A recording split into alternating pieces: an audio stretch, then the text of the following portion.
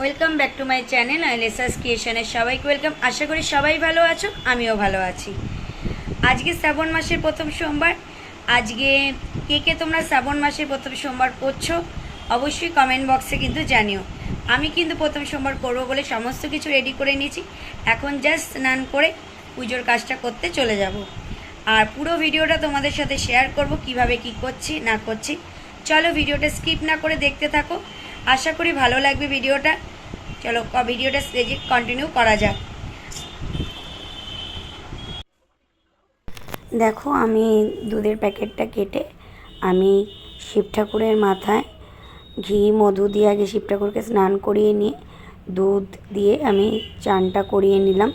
তারপরে আমাদের উপর যে বেলপাতা আছে সেই বেলপাতা দিলাম। তারপরে আমি আকন্দ ফুলের মালা, তারপরে তোমার নীলকণ্ঠ ফুল দিলাম। তারপরে আমি তার মধ্যে তোমাদের বেলপাতা দিলাম। দেওয়ার পরে আমি সে পুরো সব ঠাকুরগুলিকে মুছে নিচ্ছি। সব ঠাকুরগুলিকে পরিষ্কার করে নিলাম। ঠাকুরগুলিকে পরিষ্কার করে নিয়ে আমি এক এক করে সব ঠাকুর, লোকনাথ বাবাকে পরিষ্কার করলাম, এই দিয়ে পুরো ঠাকুরের জায়গাটাকেও মুছে নিলাম। মুছে নিয়ে এবার রজনীগন্ধার মালাটা আর শিব ঠাকুরের ছবিতে দিয়ে দিলাম। এইবার আমি যে মুক্তির যে শিবলিঙ্গটা আছে সেটা আমি এর মধ্যে দিয়ে দিলাম। তারপরে আমি একে একে ফুল দিয়ে সব সাজিয়ে নিচ্ছি। তারপরে একটা তোমার তুলসীর একটা ঝাঁক, ওটা বজরংবলীর পায়ে দিয়ে দিলাম এবং বেলপাতাগুলি সব ঠাকুরকে দিয়ে দিলাম। জল শঙ্কর মধ্যে ফুল টুল দিয়ে দিচ্ছি। আর দুব্ব ফুল কাটা এই সব কিছুই আমি কিন্তু এক এক করে দিয়ে দিলাম। আমি তোমাদের এক এক করে সমস্ত ফুল দিয়ে আমি জায়গাটাকে সুন্দর করে সাজিয়ে কাছে দিয়ে দিলাম। দেখো ফুল দিয়ে সাজালে না দেখতেও বেশ ভালো লাগে। আর শ্রাবণ মাসের প্রথম সোমবার ফুল দিয়ে সাজাবো না তাই কিন্তু কখনো হয় না। আবার কিছু ফুল আমি তুলে রাখছি কালকের জন্য, কালকেও তো পুজো দিতে হবে, সেই জন্য কিছু ফুল আমি সাইড করে তুলে রাখলাম। আর এগুলি সব গুছিয়ে নিচ্ছি। গুছিয়ে নিয়ে সুন্দর করে আমি এক এক করে যেটুকু দরকার সেটুকু দিয়ে সাজিয়ে নিলাম। সাজিয়ে নেওয়ার পরে এখন যেগুলি নোংরার মধ্যে ওগুলিকে যে একটা ঝুড়ির মধ্যে রেখে দিলাম। আর এই সাদা ফুলগুলি রেখেছি কিন্তু আমি আমাদের গুরুদেবকে যে চান করাবো, গুরুদেবকে দেওয়ার জন্য আমি সাদা ফুলগুলিকে রেখে দিয়েছি। কারণ আমাদের গুরুদেবকে কিন্তু সাদা ফুল দিতে হয়। এটা যারা তোমরা অনুকূল ঠাকুরের দীক্ষিত তারা হয়তো অবশ্যই জানবে যে আমাদের গুরুদেবকে কিন্তু সাদা ফুল দেওয়াটা একদমই বাঞ্ছনীয়। সাদা ফুল দেওয়াটা আমাদের কিন্তু এটা উচিত। সেই জন্য আমি সাদা ফুলগুলি দিয়ে, আর বাকি যে ফুলগুলি আছে সেগুলি দিয়ে আবার একটু সুন্দর করে ডেকোরেশন করে নিলাম। বেশ ভালো লাগে দেখতে না, ফুল দিয়ে পুজো, অনেক ফুল থাকলে পুজো দিতে বেশ ভালোই লাগে দেখতে। এই জন্য এবার সব ঠাকুরকে চন্দন সিঁদুরের টিপ পরিয়ে দিলাম।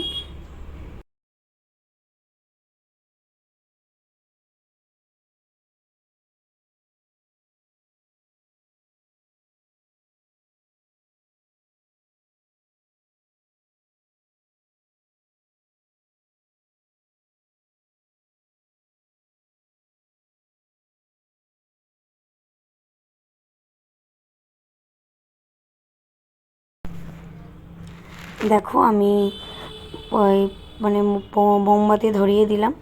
এবার ধূপকাঠিটা আনার জন্য আমি ধূপকাঠিটা শেষ হয়ে গেছিলো, তাই তোমার দাদাভাই বলে ধূপকাঠি এনেছে, তাই ধূপকাঠিটাও আমি ধরিয়ে নিলাম। ধূপকাঠিটা ধরিয়ে নিয়ে এবার আমি কিন্তু আরতি করব। ধূপকাঠিটাকে এখন ধরিয়ে নিচ্ছি। ধূপকাঠিটা ধরিয়ে নেওয়ার পরে আমি কিন্তু এবার আরতি করতে বসে পড়ব। আরতিটা করা হয়ে গেলে তারপরে তো পুজোটা কমপ্লিটই হয়ে যাবে।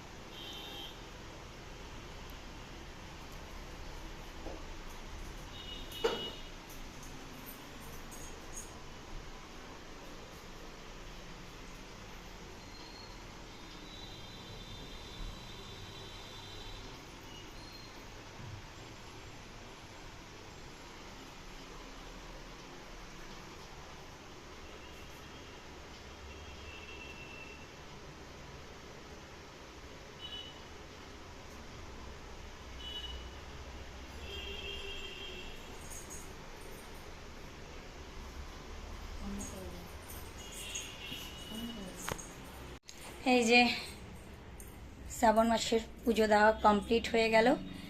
এখন যেহেতু মায়ের কালকে অফিস আছে তাই একটু রান্না করে নেব। আর আমি তো ডালিয়াই খাবো। আর এখন তো দই পেতে নিচ্ছি, তাই দুধটাকে জাল দিয়ে নিলাম। জাল দিয়ে তোমাদের এখন দইটা পাতবো, মানে ঠান্ডা হয়ে গেলে দইটাকে পেতে নেব। আর তোমাদের দাদাভাইও এখন বলছে যে না আমিও তোমার সাথে ডালিয়াই খাবো। আমি বললাম না, আমার সাথে ডালিয়া খেতে হবে না, তাই আমিও রাতে ডালিয়াই খাবো। বা মাকে বলবো একটু রুটি করে দিতে, তাই না রুটি করে দেবে। এই হলো ব্যাপার।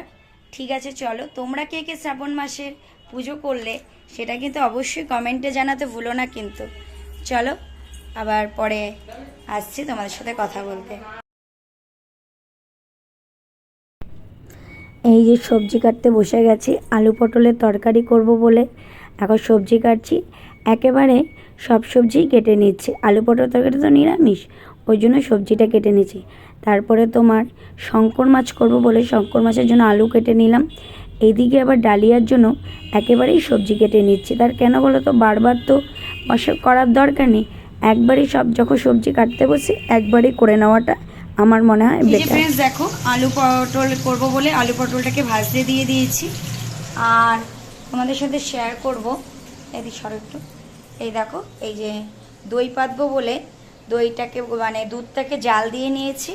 জাল দিয়ে দইয়ের শাঁস দিয়ে এই কন্টেনারটার মধ্যে ঢেলে দিয়ে এটাকে আমি বন্ধ করে এবার মাইক্রোওভেনের ভেতরে আমি দিয়ে দেব। তারপরে দইটা কেমন হচ্ছে তোমাদের সাথে সেই ভিডিও শেয়ার করব। চলো ভিডিওগুলি স্কিপ না করে দেখতে থাকো। এই দেখো, পটলটা আর আলুটা ভাজা হয়ে গেছে।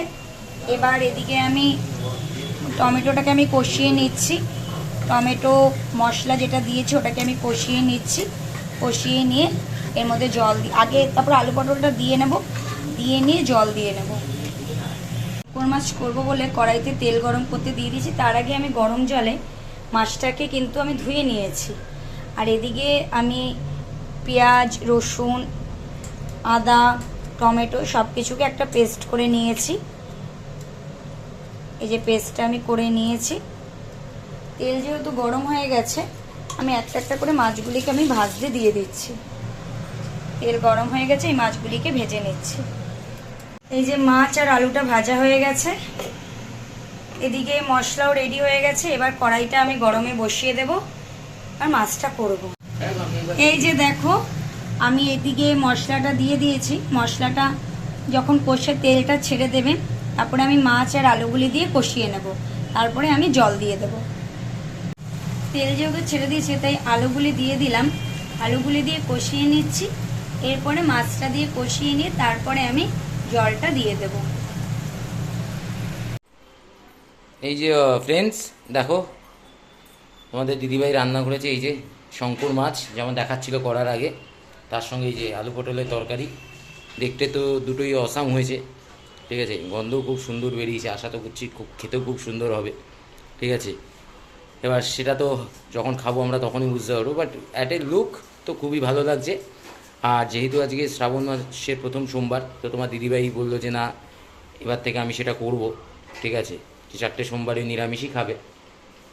তো সেই কারণে দেখো সব কোচাকুচি করছে গ্যাস এগুলো, ঠিক আছে। এরপরে ডালিয়া বানাবে, ঠিক আছে। তো আমি তোমার দিদিভাইকে বললাম যে যখন তুমি ডালিয়া বানাবে সবজি দিয়ে, ঠিক আছে, তো আমি বা কেন আর খাবো একা নিজে নিয়ে, ওই একা একটুখানি বসে সে মাছ বা পটল কী খাবো, দরকার নেই, এটা রেখে দাও, ঠিক আছে। এইবেলা আমরা ডালিয়াই খেয়ে নিই, ঠিক আছে।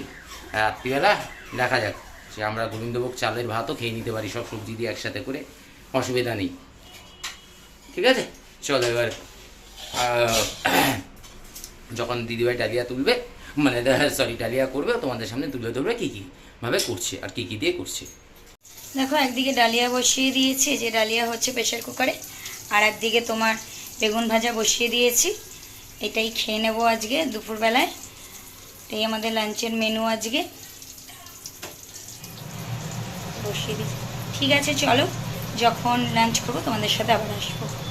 এই যে খাবো বলে চলে এসেছি, খাবার নিয়ে এই যে বসলাম। এখনও প্রেশার কুকারের ভাপটা খোলেনি, তাই জন্য মানে খাওয়াটা স্টার্ট করতে পারিনি। এবার খাওয়াটা স্টার্ট করব। বাইরে এত বৃষ্টি হচ্ছে, একটু বেরোবো ভেবেছি, জানি না বেরোতে পারবো কি পারবো না। এই বৃষ্টির চক্করে পড়ে গেলে তো আর বেরোনোটা খুব অসম্ভব ব্যাপার হয়ে দাঁড়ায়। দেখা যাক কি হয়, সবটাই সময় বলবে। চলো আবার পরে আসছি। এই দেখো ফ্রেন্ডস, আমরা ডালিয়া খেতে বসে গেছি। ঘি দিয়ে ডালিয়া খেয়ে নিচ্ছি। খাওয়া দাওয়ার পরে একটু রেস্ট নেবো না, একটু ভিডিও টিডিও দেখবো, তারপরে একটু বেরোনোর ইচ্ছে আছে। জানি না বেরোতে পারবো কিনা, আগেও বলেছি এখনও বলছি। ঠিক আছে চলো আবার পরে আসছি। গুড ইভিনিং বন্ধুরা। এই যে সন্ধ্যা দিয়ে চা করে, মায়ের জন্য চা করে এসে বসলাম। আর জামা কাপড় একটু বাইরে ছিল, সেগুলিকে নিয়ে এসে ভাঁজ করলাম। সেগুলি আর তোমাদের সাথে শেয়ার করা হয়নি। এখন বসে আছি, বসে একটু টিভি দেখছিলাম, টিভি দেখছি বসে বসে। আর এই তোমাদের সাথে একটু গল্প করতে চলে এলাম। ঠিক আছে চলো গল্প করি, আবার পরে তোমাদের সাথে আসছে কথা বলতে। এই দেখো দইটা আমার পাতা হয়ে গেছে। তোমাদের বলেছিলাম দইটা পাতা হয়ে গেলে আমি তোমাদের সাথে ভিডিওটা শেয়ার করবো। দইটা আমার পাতা হয়ে গেছে, এবার আমি এটাকে ফ্রিজে তুলে দেব। তোমরাও এইভাবে দই পাততে পারো। দেখো এটা দইটা কিন্তু একদম ঘরে পাতা দইয়ের মধ্যে কিন্তু আলাদাই একটা স্বাদ থাকে। এই যে ফ্রেন্ডস, একটু সোদপুরে যাচ্ছি, বললাম এটা আজকে একটু বেরোবো। আমি তোমাদের দাদাভাই দুজনেই যাচ্ছি। একটু রাত করেই বেরোলাম, কারণ আগে গিয়ে তো কোনো লাভ, আগে গিয়ে তো কোনো ব্যাপার না, তাড়াতাড়ি একটু রাত করেই বেরোলাম। 8টা মতন বাজে, 8টা মতন বাজে। ঠিক আছে চলো ভিডিওটা স্কিপ না করে দেখতে থাকো। কি করতে যাচ্ছি, কেন যাচ্ছি, পুরো ভিডিওটাই তোমরা দেখতে পাবে। এই যে সোদপুর মাছ বাজারে চলে এসেছি মাছ নেব বলে। ফ্রিজে ছিল তোমাদের চিতল মাছ। তোমাদের দাদাভাই বলল রোজ রোজ এত রিচ খাবার খাওয়াও তো ঠিক না।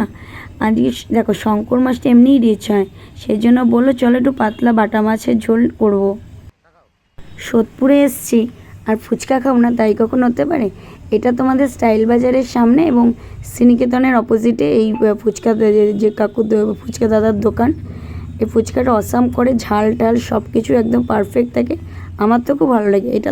এখান থেকেই তোমাদের দাদাভাই আমাকে সোদপুরের থেকে যদি ফুচকা খাওয়ায় এখান থেকেই খাওয়ায়। আর যদি কল্যাণনগর যাই তাহলে সেদিনের যে কাকুটা সেটা তো তোমরা দেখিয়েছিলে, ওই কাকুর থেকে ফুচকা মানে একদম পারফেক্ট। এবং ফুচকাটা মানে খুবই সুন্দর, টেস্টও ছিল, বেশ মচমচেও ছিল, বেশ ভালো লাগলো খেতে। আর আমি এখান থেকেই ফুচকা বেসিক্যালি সোদপুরে এখান থেকেই বেসিক্যালি ফুচকা খাই। মানে সোদপুরে আসবো ফুচকা খাবো না, এটা মানে খেতে মানে ভাবতেই অবাক লাগে। আমার একটু ভদ্রতার খাতির আছে না, ভদ্রকে তোমার দাদাভাইকে জিজ্ঞেস করি কী গো তুমি কি ফুচকা খাবে, তা ও বললো না খাবে না। যাই হোক আমি নিজেই একাই ফুচকা খেয়ে নিলাম, সেই জন্য ফুচকা খাচ্ছি। অ্যাকচুয়ালি তোমাদের দাদাভাই না ফুচকাটা অতটা মানে ভালোবাসে না খেতে। আগেও আমারও অতটা ভালো লাগতো না, কিন্তু এখন বেশ ফুচকা খেতে বেশ ভালোই লাগে। ঝালঝাল করে, ঝালঝাল টকটক করে ফুচকা বেশ ভালোই লাগে। আর এই লোকেশনটা তো বলেই দিলাম, শ্রীনিকেতনের অপোজিটে এবং স্টাইল বাজারের একদম সামনেই হলো এই ফুচকা দাদার দোকান। মানে সত্যি কথা বলতে ভীষণ ভালো করে এই ফুচকাটা। থেকেও বেরিয়েছি, বৃষ্টি শুরু হয়েছে, দেখো পুরো ভিজে গেছি।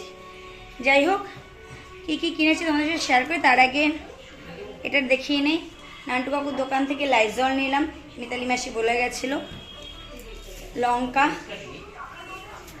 আর গোবিন্দভোগ চাল নিয়েছি। আর কি কি কিনেছি তোমাদের সাথে দাঁড়াও শেয়ার করছি। এই দেখো মায়ের জন্য এই কুর্তিটা নিয়ে এসেছি, কালকে মা এটা অফিসে পরে যাবে। লেগিংস তুমি ইয়ে দিয়ে পরবে? হ্যাঁ গোলাপিটা দিয়ে পরবে না, গোলাপি দিয়ে ভালো লাগবে। সাদা বাচ্চা গোলাপিটা দিয়ে ভালো লাগবে। দেখো কেমন হয়েছে অবশ্যই কমেন্টে জানিও। আর কি কিনেছি তোমাদের সাথে দেখিয়ে দেই। এই যে 10 টাকা করে এই কৌটোগুলি কিনেছি। এই আর বের করবো না, এই যে গোলাপ জল। আর আমি এই ফেস ওয়াশটা ইউজ করি জবিরসের ডিট্যান ফেস ওয়াশ, বড়টা ছিল না তাই ছোটোটাই নিয়ে এসেছি।